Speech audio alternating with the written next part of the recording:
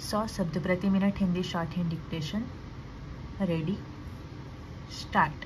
सभा अध्यक्ष महोदय, विवाह के पश्चात आज बदलते हुए सामाजिक परिवेश में कुछ बिंदुओं पर पति पत्नियों में विवाद होना स्वाभाविक है, परंतु यह तब गंभीर हो जाती है जब पति या पत्नी विवाद होने के कारण अपने जीवन साथी को त्याग देते हैं और दूसरा पक्षकार अपने वैवाहिक अधिकारों से वंचित हो जाता है। ऐसी स्थिति में पीड़ित पक्षकार अपने वैवाहिक कर्तव्यों की हिंदू विवाह अधिनियम 1955 की धारा 9, मुस्लिम विधि तथा भारतीय तलाक अधिनियम की धारा 32 में की गई है। विशेष विवाह अधिनियम 1954 के अंतर्गत संपन्न विवाह के संबंध में इस अधिनियम की धारा 22 में विवाह की पुनर्स्थापना का प्रावधान है।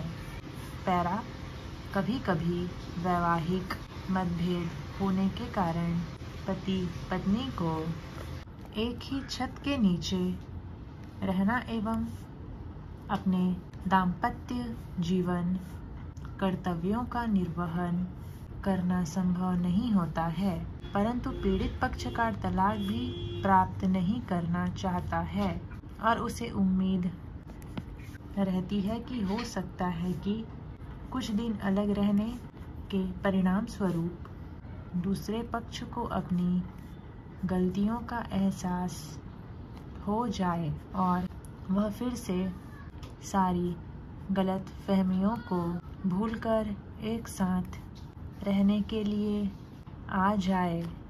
इसके लिए हिंदू विवाह अधिनियम तथा भारतीय तलाक अधिनियम दोनों में व्यवस्था की गई है। इन दोनों अधिनियमों के तहत पीड़ित पक्षकार न्यायिक पृथक्करण की डिग्री प्राप्त कर सकता है।